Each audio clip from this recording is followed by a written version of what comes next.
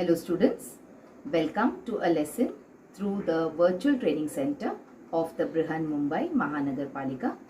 My name is Shraddha teacher, and in this lockdown period, since we are not able to go to school, children, we will be doing many lessons here online through the virtual class. So come on, let's proceed to our lesson for today. Children, let me welcome you to a lesson in social studies through the virtual training center of the Municipal Corporation of Greater Mumbai. This is a lesson under the work from home sessions, and I am your social studies teacher, Shraddha teacher. So now let us see what lesson we are going to talk about in social studies. We will do the lesson in geography, which is lesson number 2 in your geography textbook. And the name of the lesson is Interior of the Earth. So you can see a boy standing there in the corner looking inquisitively as at what things are there inside the surface of the earth. Okay, we all know that the planet on which we live, that the earth is covered with water. All right, we have very less portion of land and more of water on the surface of the earth. So when you look at the earth, it looks blue in color. So we also call it as the blue planet or the water planet. So there are many things about the earth that you have learned in your previous years, isn't it? When you were in the 6th standard, when you were in the 7th standard, you have learned that there is a, you can say, net, or there is a network of imaginary lines on the surface of the earth, which is used in order to find out location of places on the earth, and this is called as the graticule. And the graticule is made up of the latitudes and the longitudes. Okay, so there are so many things about the earth that we already know about. We have learned in the lower classes. We have also learned last year in the 7th standard about the movement of the earth, and about the earth and its relation to the sun, the earth and its relation to the moon, and so many other things. Now in today's lesson, let us try to go a little deeper, and let us try to see what is there in store for us in the interior of the earth. So we human beings, we are only used to looking at the surface of the earth. So we know that there is land, which we call lithosphere, there is water, which we call hydrosphere, and the atmospheric layer, okay, around the earth. So we know about all these things. Let us try to go a little bit deeper. Let us try to dig in, and let us try to go a little bit deeper, and let us try to see what all things are there in store for us in the interior of the earth. Okay, so is the earth similar when you enter the surface of the earth, when you make a hole and you try to get inside? Just imagine now, okay, that we are going to dig a long big hole, and we are trying to get under the surface of the earth, and we are going to magically find our way towards the center of the earth. So what do you think must be there? All the places, will they be solid, or will all the places that you go across when you're reaching the center, will the entire place be liquid? Will it be gas? Okay, so let us try and see now, are there different layers, or is everything the same once you enter the earth from outside and you enter it into the center? Okay, so now children, we have learnt about rocks. Remember, when you were in the 6th standard, you've learnt about rocks, and you also learnt that these rocks are formed due to the various movements inside the surface of the earth, and these rocks are also formed due to the volcanic eruptions. Okay, so we all know what are volcanic eruptions. There are certain big mountains out of which erupt, okay, once in a while, one not always, once in a while. Some of these mountains erupt often, and so they are called as active volcanoes. Some of them, they erupt very rarely, they are called as dormant volcanoes. Okay, and when these volcanoes erupt, there is something which comes from inside this volcano. Now it is coming from inside the volcano, means it is coming from inside the earth. isn't it? It is erupting, it is coming out of the surface of the earth through the mountain, which we call as the volcano. Now, what comes out? We usually see that this hot mass called as lava. Can you see it is so hot? If you try to touch it, you will burn yourself. So it is really red, hot, boiling hot. All right, and this lava, it comes out of the surface of the volcano, the place where the volcano erupts. That means that even though the earth looks like it is solid from outside, there are layers which are inside the earth which are in the liquid form. Let us take a very easy example and try to understand it. Before we go, let us see. See this? This place is the place from where this lava comes out. Alright? That means there are various layers to this earth, and the layer that we see from outside as solid is not everything that is there. There are some places, or there are some layers which may not be solid also. So earth has got multiple layers. Okay, so we will see the names of the layers also shortly, but you can read them quickly over here. So see, the earth is showing you its layers: the crust, the mantle, and the core. Now the core is again divided into the outer core. See here, this is the crust, mantle, outer core, and the inner core. So you see how nicely the earth has shown us its various layers. Now let us look at a very common example, and let us try to see how these layers might have formed.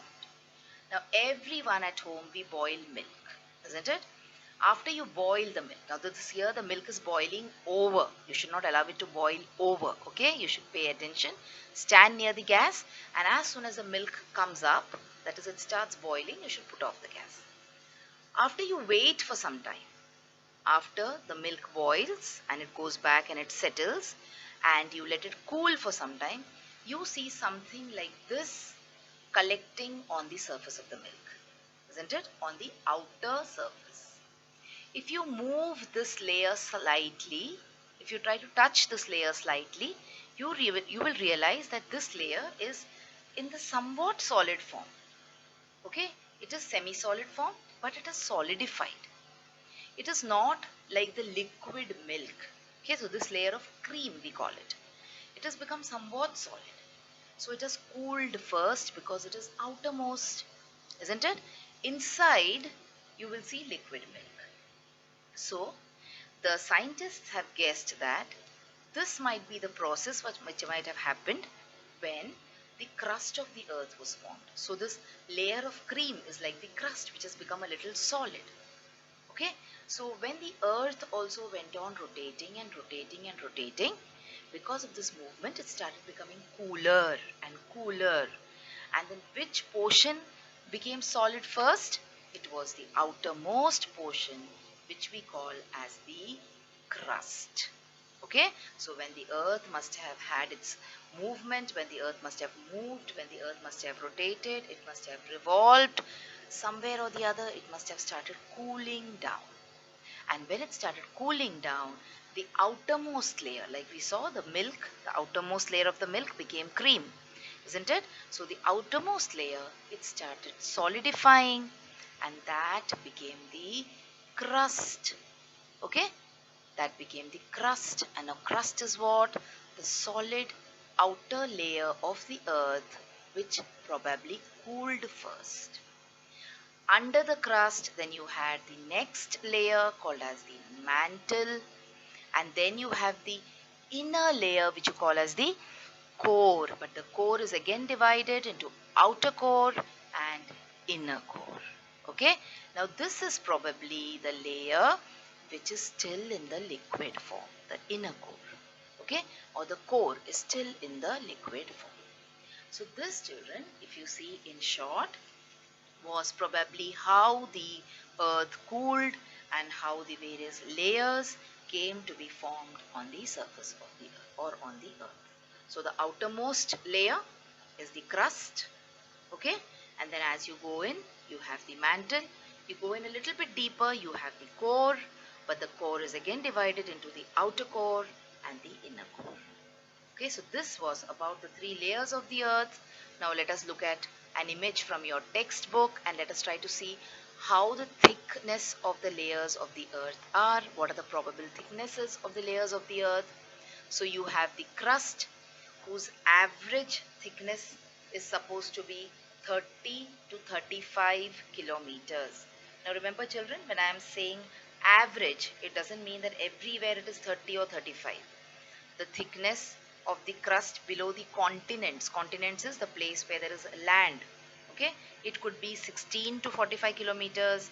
Under the mountains, it could be 40 kilometers, and it is a thinner, that is, it is less than 10 kilometers under the ocean. But when we calculate the average, when we look at the average thickness, we could place it between 30 to 35 kilometers.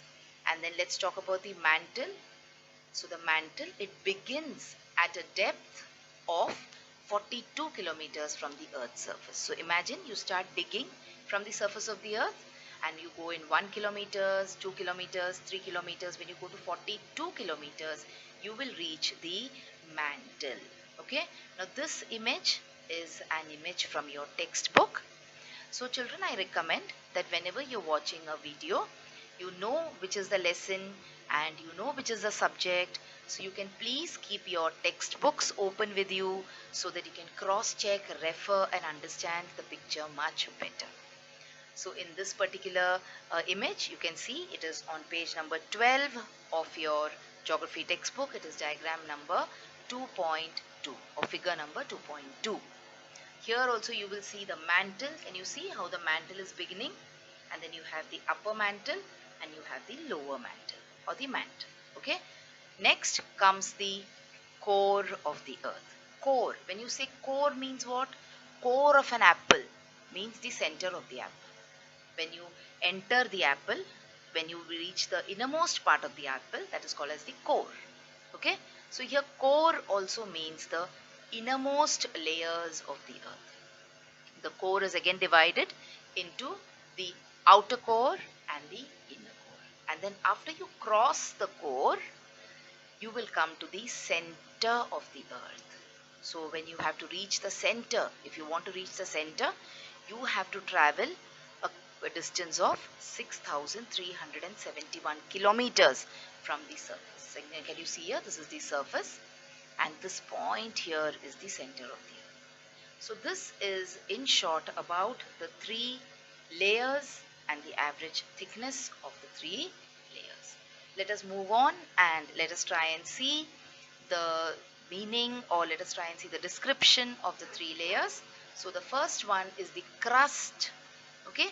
Now the crust is a layer of solid rock that includes both dry land and the ocean floor. So the crust, you will find it is on the land also and on the ocean also. So here you can see a picture of the crust, the one which looks colorful, blue, green, yellow.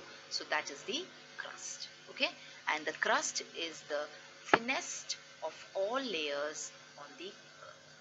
So which is the thinnest layer, like you saw on the milk, you had the cream, which was a thin layer. So the crust is also a thin layer on the surface of the earth. Okay. Now the crust is also again divided into two parts, or we can classify the crust and we can put it into two parts.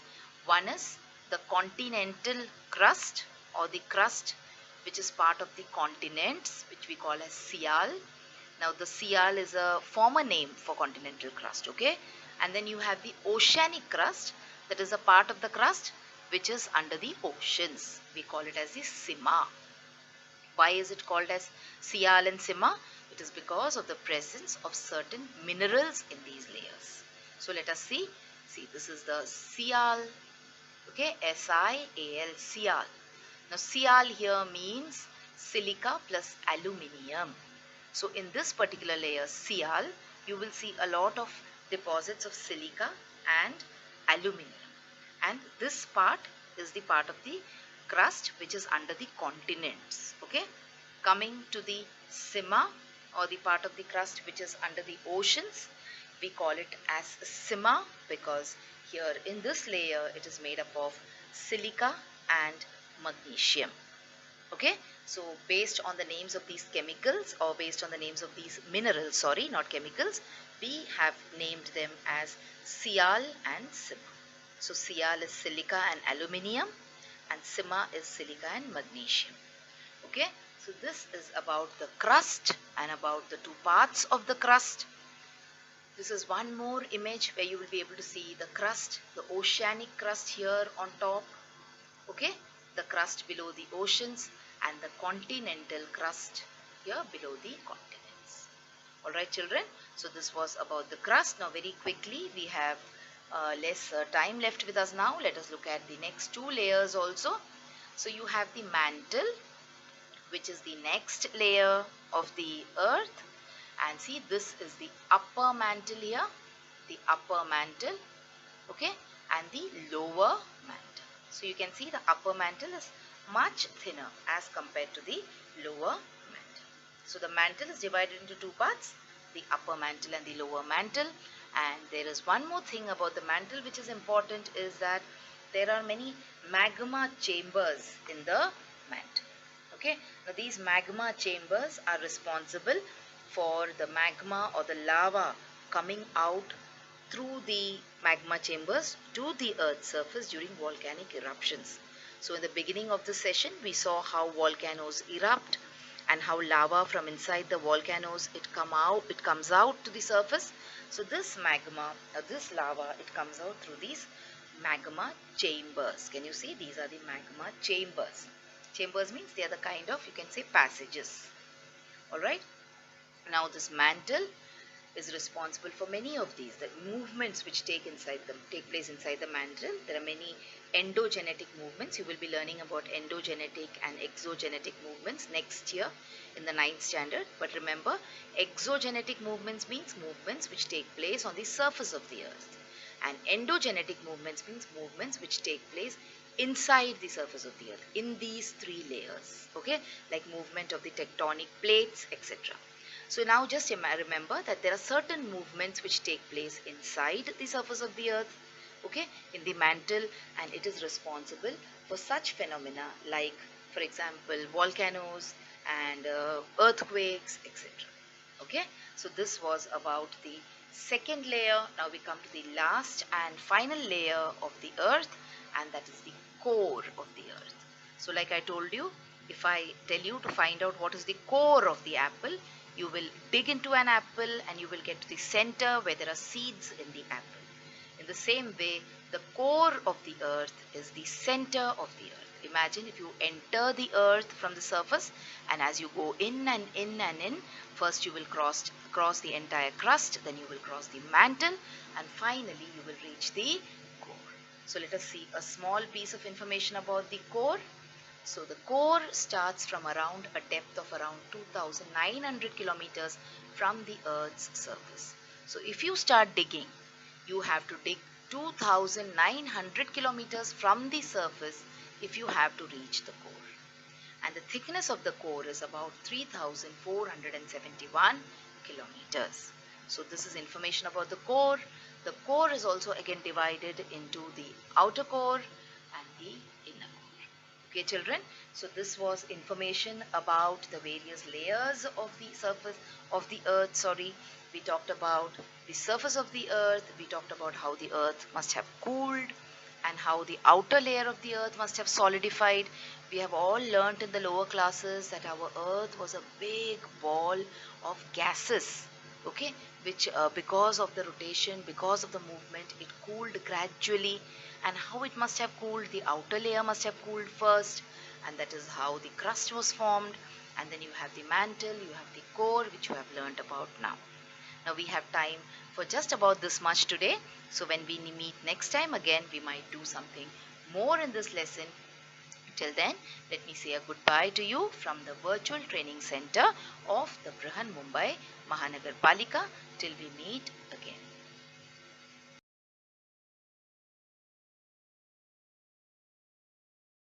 So children, wasn't that a wonderful video? And did you enjoy watching it? So if you want to watch more such videos in future, then please like this video and also subscribe to our channel, the MCGM Portal for Education, and also hit the bell button so that you get notified whenever I upload a new video here. Thank you so much for now. Let's meet again soon.